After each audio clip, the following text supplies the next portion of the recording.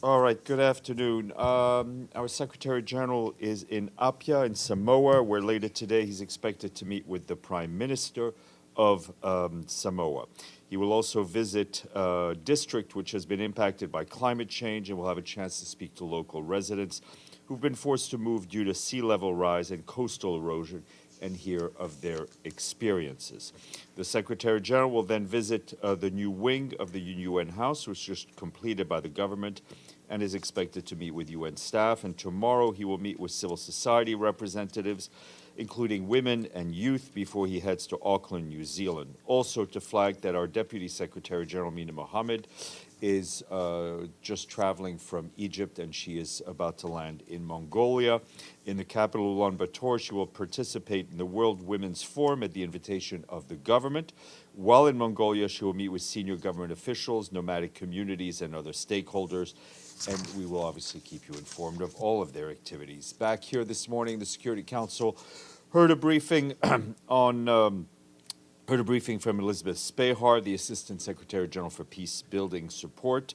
The theme of the open debate on peace building and sustaining peace was the new agenda for peace, addressing global, regional, and national aspects of conflict prevention. Ms. Spehar said that building and sustaining peace is central to the work of the Security Council and of the United Nations, and yet she said the number of conflicts is at a decade-long high, inflicting unimaginable suffering and devastating economies and robbing communities of their future. Ms. Spehar pointed out that, as outlined by the Secretary General's report on a new agenda for peace, prioritizing conflict prevention and peace building can contribute to reversing these trends. It can also provide people affected by violence with opportunities and reduce the human and economic cost of war, she said. Her full remarks were shared with you. And I wanted to share with you an update on the situation in Myanmar, which we have not updated you for some time. In Myanmar, where conflict is widespread, the deteriorating situation in northern Shan, Mandalay region, and Rakhine State is driving displacement of human beings. Reports we are receiving shows intensifying hostilities in Rakhine have caused casualties and new displacement, notably in Mong Dao Township on the border with Bangladesh. On August 5th, an estimated 20,000 people were reportedly displaced from 3 downtown Mong Dao wards. There are also reports of more people crossing into Bangladesh. In northern Shan, there's been a resurgence of fighting since late June, with an estimated 33,000 people displaced from 4 townships. There are also reports of civilian casualties. Homes and other structures have also been destroyed, according to the information we're getting. Torrential monsoon rains since the end of June are aggravating the already dire humanitarian situation. Some 393,000 men, women, and children have been impacted by this flooding. The 2024 Humanitarian Needs and Response Plan, which aims to reach some 5.3 million people across the country, which is focusing on displaced people, hard-to-reach conflict areas, and locations with the most severe needs. However, of the $993 million which we need to implement this plan, we've only received 23%, which means that just over $225 million US dollars are in the bank. Despite these challenges, some 2.1 million people across Myanmar have been reached by the UN and other humanitarian partners during the first half of this year. They received assistance such as food, health, nutrition, water, and sanitation support. More resources are urgently needed for partners to respond at scale to the growing needs of this crisis. Turning to the situation in Gaza, our colleagues in the Office of the Coordination of Humanitarian Affairs continue to sound the alarm and warn of the mass evacuation orders issued by the Israeli military this month that are pushing people into overcrowded and unsafe areas along the coast, while making it even more difficult for aid organizations to operate. The evacuation orders issued today for part of Deir al-Balah and Khan Yunis have impacted 115 sites that are hosting more than 150,000 men, women, and children who've been displaced.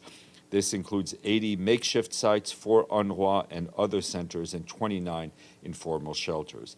As with past evacuation orders, today's directives also impact our offices, warehouses, and residences used by us and other humanitarian organizations, as well as the families of staff. Following today's evacuation from Dar el-Bala, many aid workers had to evacuate their homes once again with their families. Today's orders have made 3 water wells inaccessible. Those wells serve tens of thousands of people. In Dar el-Bala, the water supplies decreased by 70%, and there's also critical shortages of sanitation and hygiene materials. So far in August, the Israeli authorities have issued 11 evacuation orders impacting about 250,000 people. To put that figure into context, the start of August, we already estimate that some 90% of Gaza's current population of 2.1 million people had already been displaced at least once since 7th of October. This month's directives have also cut off sections of Salah al-Din Road, the main passage for humanitarian movements. This has forced aid operations through the coastal road, which is extremely difficult to use due to the high level of informal settlements and people moving along those roads, which makes it difficult to move trucks, if not impossible. As we have said repeatedly, there's no safe place in Gaza. People displaced in the wake of these evacuation orders face grave risks for their safety while fleeing, and they're arriving in areas with little or no supplies or services for them. Civilians must be allowed to seek protection. Those displaced must also guarantee the right to voluntary return. Meanwhile, violence is ongoing in the West Bank as well. According to OCHA update, as of Monday, it says more than 600 Palestinians were killed in the West Bank, including as well as East Jerusalem since October, the vast majority by Israeli forces and at least 11 by Israeli settlers. During that same period, 15 Israelis were killed by Palestinians in the West Bank, including as well as East Jerusalem. OCHA has also recorded some 1,270 attacks by Israeli settlers against Palestinians over the last 10 months, causing deaths and injuries and damage to property. As a reminder, there is a scheduled meeting, a briefing of the Security Council on the Middle East tomorrow. For our part, Tor Venislan, the UN Special Coordinator for the Middle East peace process, will be briefing, albeit remotely via video technology.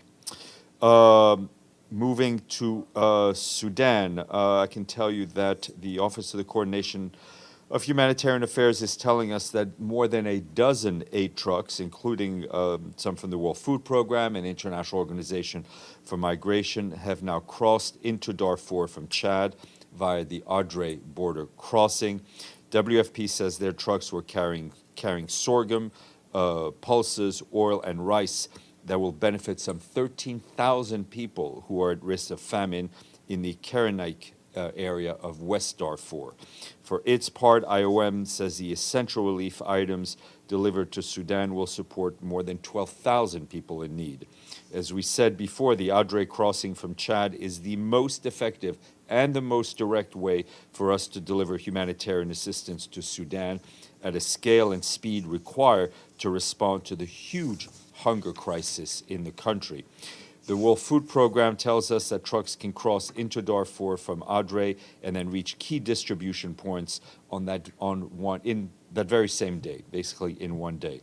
In the meantime, our humanitarian colleagues continue to engage with the Sudanese authorities to facilitate additional trucks coming in the coming days and months. We will need a constant supply of humanitarian goods. It is critical to sustain that flow of food and nutrition assistance into and across Sudan, where more than a dozen areas are either at risk or in risk of famine. WFP is scaling up food assistance there and aims to support more than 8 million men, women, and children by the end of this calendar year. Heading south to South Sudan today, the force commander for the UN peacekeeping mission, Lieutenant General Mohan Subramanian, was in the town of Renk in the Upper Nile state. While there, he stressed the need for urgent planning and collaboration to mitigate the risk of predicted heavy rains and flooding. Since the start of the current round of hostilities in Sudan, more than 780,000 men, women, and children have crossed the border and headed to Rank town. Peacekeepers established a temporary base in the area and are helping to ensure the safe delivery of aid, providing protection to deter violence between diverse communities forced to live together in congested conditions and share dwindling resources. Moving to Ukraine, our humanitarian colleagues tell us that aid workers in the east and southeast of the country are providing critical support to people impacted by yesterday's attacks, which killed or injured dozens of civilians, including children, according to local authorities. And following the specific attacks we told you about yesterday in the town of Pokrovsk in the Donetsk region, where a transit site for displaced people was hit, aid workers have been distributing material for emergency repairs, as well as providing psychosocial and other type of assistance. Also in the Donetsk region, Matthias Schmale, our new humanitarian coordinator for Ukraine, led a 3-truck aid convoy today to the front lines of Kharkov. We, and along with our partners, delivered 13 metric tons of medical supplies, hygiene items, solar lamps, and other necessities to some 400 families affected by the ongoing conflict. This was the 9th humanitarian convoy to the Donetsk region this year. In the town of Malokaterinivka, in the Zaporizhzhia region, our humanitarian partners on the ground say an shelling from artillery struck a busy cafe full of children, as well as homes of some 50 families. Aid workers mobilized support materials for emergency repairs and hygiene items to those impacted by this. Today is the International Day for the Remembrance and Tribute to the Victims of Terrorism. This year's theme is Voices for Peace, Victims of Terrorism as Peace Advocate and Educators.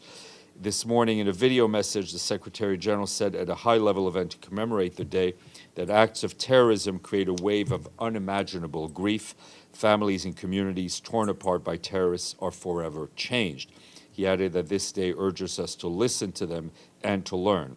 For his part, the Undersecretary General for the Office of Counterterrorism, Vladimir Voronkov, underscored our commitment to prevent emergence of more victims and remains as steadfast as ever, adding that listening to the victims' experience is a powerful reminder that terrorism has no place in this world. And just to flag that on October 8th and 9th, the Office for Counterterrorism and Spain will co-host an international conference on the victims of terrorism, education as a tool for prevention, peace building and empowerment of victims of terrorism. That will be held in Spain. The aim is to build the momentum and recommendations for the from the 2022 Global Congress of the Victims of Terrorism that was held here in New York. An update on Mpox, the International Organization for Migration, appealed today for $18.5 million to provide crucial health care services to migrants, internally displaced people, and host communities at risk of Mpox in East Africa, the Horn of Africa, and the southern part of the continent. The funds will support infection prevention and control measures, particularly at border crossings. IOM called for swift action to protect those most at risk and to mitigate the impact of the outbreak. According to WHO, there are over 15,000 suspected cases of Mpox in the Democratic Republic of the Congo alone. Other cases have been confirmed in Burundi, Kenya, Rwanda, South Africa, and Uganda. Finally, if I say to you 126, what does that mean? Yes, it's one more than 125, which we were at when we thanked our friends in Zambia and the Seychelles. Who paid today, you ask? Anybody who gets this one is good. That's, well, no. No, there's a good clue. Another sea-locked country, as we like to call them, this time in the general Pacific region. It is comprised of over 2,000 mostly coral islands. They're divided into four states, administrative regions, Pohnpei, Chuuk, Yap, and Kosrae. What country are we talking about?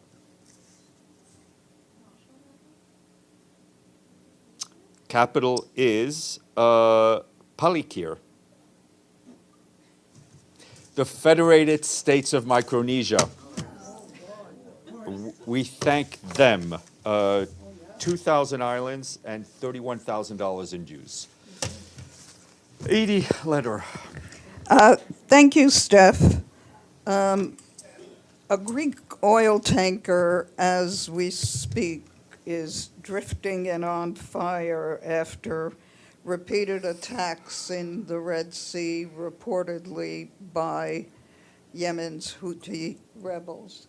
Does the Secretary General have any comment on this latest rather dire attack? It's yet another very vivid example of the real impact of the ongoing situation in the region, the attacks by the Houthis on commercial shipping, which has an impact not only on the ship that is hit itself, but it could cause great ecological risks and has a huge impact on the global trade. Yep. A second question on following up on what you announced about Sudan and aid getting in through Adre. Yeah. Is any aid getting into El Fasher, which remains besieged? I'm not aware of anything having actually got into Al Fasher, and which indeed continues to be in a dire situation. Amity. Thanks, Steph. I have two questions on two countries. A follow-up on Sudan first. On Monday, you said the Sudanese authority gave the permission to 131 trucks to cross Adre border crossing. You said today a dozen crossed. So why? What is the reason why there's not 131 trucks? Is it logistical reasons or administrative reasons? I would say it's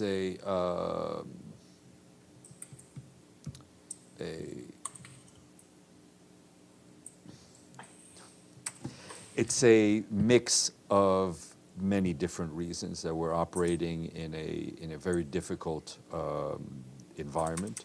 We're grateful for the aid that did get in, and we will continue to push for more. When do you hope to have the rest of the trucks going as through? soon as possible. Okay.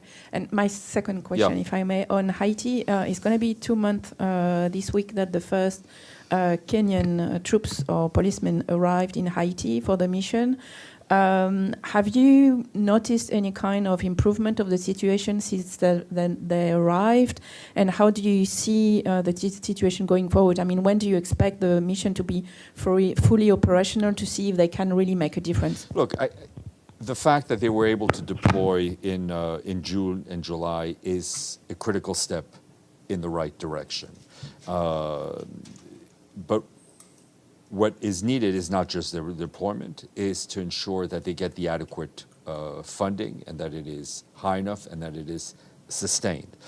The other issue is that we can't look at it strictly through the security lens through the deployment. We also have to look at the political situation, because in the end, an improvement in the political situation is what will make a real difference. I mean, both the force and the getting that conducive constitutional reform and holding of general elections are both intertwined. So they'll have to move in tandem. Deji, Linda, Benny, Georgia. Can you remember that many? I don't know. Well, let's see. Okay, so two questions. First, New York Times recently reported that President Biden approved a classified nuclear strategy plan from the U.S. for the first time to reoriginate its deterrent strategy to focus on China. What is the Secretary General's take on a country who had over 3,700 stockpiles that had a strategy on the country that has less than 500 nuclear warheads, which also promised no first use? Well, it will not come as a surprise to you, Deji, that we do not have access to the same classified material that the New York Times has. So I can't speak to the veracity of the story.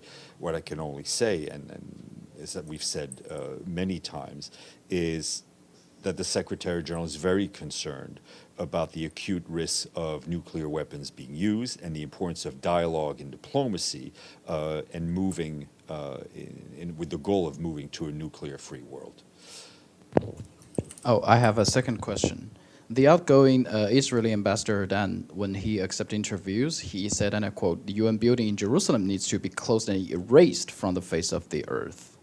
I know that Secretary General, in his acceptance of the credentials, he said that he said it's important to remain the relation with Israeli mission to have conversation and to have productive cooperation. What does the Secretary General's reaction on his remarks on particularly the building of the UN in Jerusalem? The UN presence in Jerusalem, we feel, is critical to moving towards to fulfilling the mandate that the Security Council and the General Assembly have given the UN in terms of pushing for peace in the Middle East. I'm not going to comment on comments made by a former permanent representative. We wish him well. I can tell you that the Secretary General met with the incoming permanent representative, Ambassador Danon. They spoke publicly. They also spoke privately, and the Secretary General looks forward to a constructive relationship with the permanent mission of Israel, led by Ambassador Danon. And you were right. I completely forgot now. Who did I say next? You, Benny. Okay. Okay. Then Linda and Georgia. Follow-up. Yes. Okay. So, does the UN consider the October 7 attack on civilian communities in southern Israel an act of terrorism? I think the Secretary General has been very clear on that point of denouncing it multiple times the terrorist attacks conducted by Hamas against Israelis on 7th of October. Because What's your next? I went downstairs to see the exhibition that the counterterrorism group has put in. There's no mention of that. There's no mention of the Apia attack. Yeah. There was no mention of attacks in Bulgaria and so forth and so on. Do you see a pattern here? No.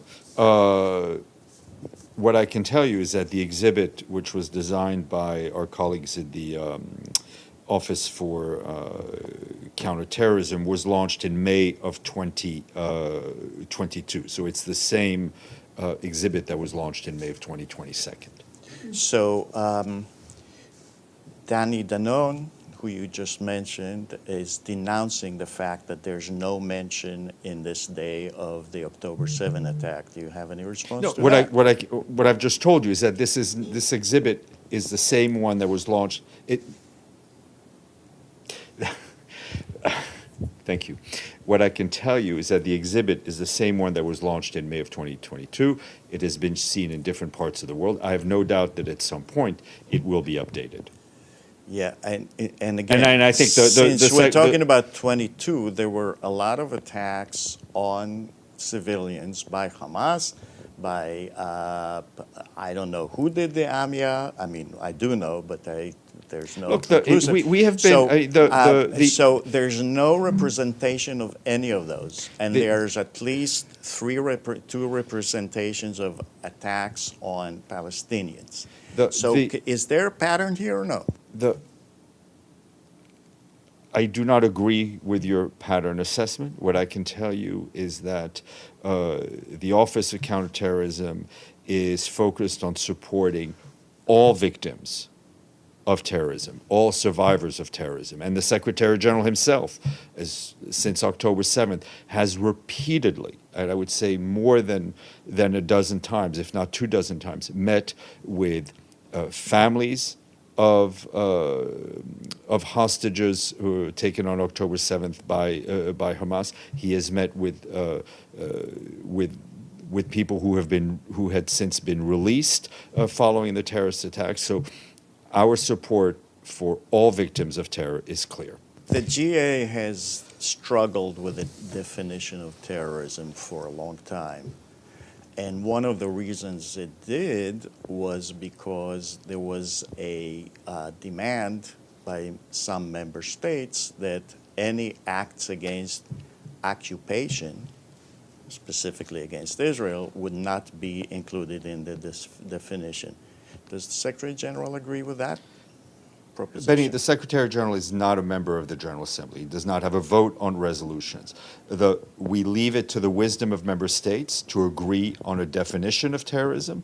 In the meantime, the Secretary General will continue to denounce acts of terrorism as he has done since he came into office and as his predecessors have done. Linda, then Georgia. Okay. Thank you, Stéphane. Apropos of Emily's question regarding the status of conditions in Haiti since the arrival of the Kenyan troops and police, I was just wondering, is the UN satisfied with the level of funding and assistance that's been provided so far? The funding could be higher. I mean, there is 85 million committed, and out of those 85, $21 million, 21.6 has actually been received. For this force, which, as we've said a number of times, is now run by the UN Secretariat, to succeed, it will need funding, and it will need constant funding and predictable funding. But another key part of progress in Haiti is up to Haitian political leaders, Haitian civil society, to move in the right direction, to allow the Haitian people to rebuild their country, not just physically, but politically as well. Thank you. Thank you, Stéphane. In the Middle East, I would like to ask you if you have any updates on the ongoing talks in the region, because the news that are coming are not very encouraging.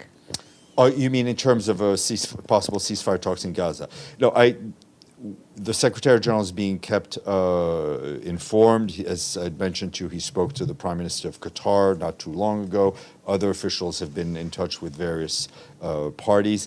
I think it's important in these negotiations, which will have a real-life impact on millions of people, to wait for an outcome and for us not to add to the speculation. Are you still optimistic? We are still very much hopeful that all the parties involved will find the political courage and the political will to come to an agreement. Thank you. Madame. Stéphane, on Afghanistan, Mr. Richard Bennett, the Special Rapporteur of the UN Human Rights Council, was banned to travel to Afghanistan by the Taliban. I would like to know if Secretary General does have any comments on that. Thank you. I mean, what I can tell you is that the Human Rights Office has confirmed that the Special Rapporteur, Mr. Bennett, was told informally that he would not be welcome. He had been in Afghanistan, I think in 2022, after the takeover of the de facto Taliban authorities. For us, the mandate of special rapporteurs, who are completely independent of the Secretary General, they are a key part of the human rights architecture. There are a number of cases where special rapporteurs do not have access to the areas they are covering. It does not stop them from issuing reports and finding other ways to report. But this is also a good moment to remind people that the human rights situation in Afghanistan, especially that of women, that of girls, remains of great concern to us and to the international community. I'm Your microphone. sorry, just the women and the girls is the matter of the human rights issue, or in general? No, I said especially. Especially. Yeah. Thank you. Thank you. Yes, sir. Thank you, Stephen. In Eastern Bangladesh, Yeah. 70 and newspapers offices of East-West Media Group, including my newspaper Bangladesh Pratidins, were attacked and vandalized on Monday afternoon. As a result, journalists are suffering from insecurity because the miscreants have not been arrested yet. In this situation, the UN Secretary General has any statements or comments? the safety and well-being of journalists anywhere in the world is of critical importance for any country, especially for countries going through a transition. It is important that journalists be allowed to do their work and that those who commit violence against journalists be held to account. I have a follow-up. Yes, please. An UN investigation team going to Bangladesh. The people of Bangladesh expect the UN team to investigate all the murders, robberies, and arson that took place between July 15 and August 19. What is the position of the United Nations in this regards? I would ask you to ask that question to our human rights colleagues who are in the lead on this, but it is clear that all perpetrators of acts of violence will need to be held accountable. Thank you.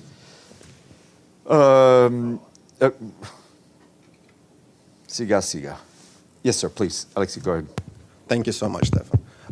The permanent missions of Burkina Faso, Mali, and Niger have said in a joint letter that the Security Council should take measures against Ukraine due to its support of terrorism in the Sahel region.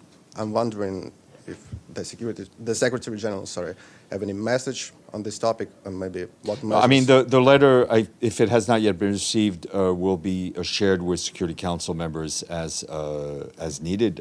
Our message is one of encouraging everyone to work towards the stability of the Sahel region, which is something we have been very actively involved in. Tony. Shukran, Steph. In your briefing about Sudan, there was no mention today about the cholera, while our people on the ground, reporters, are talking about the spread of the cholera infections. And between January and July, there was more than 2,400 cases. I wonder if OCHA are monitoring the situation. Yes, we are. And I think I mentioned, if my brain serves me well, I mentioned it either yesterday or Monday. Okay, another question. But yes, we are monitoring. Okay, to Gaza, Israeli forces have attacked Salah ad-Din school west of Gaza today, earlier, where hundreds of people, of course, have taken refuge. Any reaction? Yes, we've seen some reports of that through open sources. We're trying to get a bit more detail. I mean, I think yet another example of the suffering of civilians in this conflict and the fact that there really are no safe places. Benny. Just to follow up on the question on the ceasefire talks. A little closer your microphone, Sorry, please. just to follow up on the question on the ceasefire talks. Secretary Blinken, who seems to be almost as updated on the talks as the Secretary General, said last night and earlier today that Israel has accepted the bridging proposal that was put forward, and Hamas has obviously rejected it because they said so. Any comment from does the Secretary General agree with that assessment? Is there any comment on that? No, the comment is my answer same answer I give to Georgia, which is we're not going to start to provide minute-by-minute commentary of what is being said by one party or another. What we want is for the parties to find the political will to come to an agreement. In his talk with the Qataris, did they say the same thing as Secretary Blinken? His talks with the Qatari were between the Secretary General and the Prime Minister of Qatar. On that note, I wish you adieu. Or see you tomorrow at least. Yeah.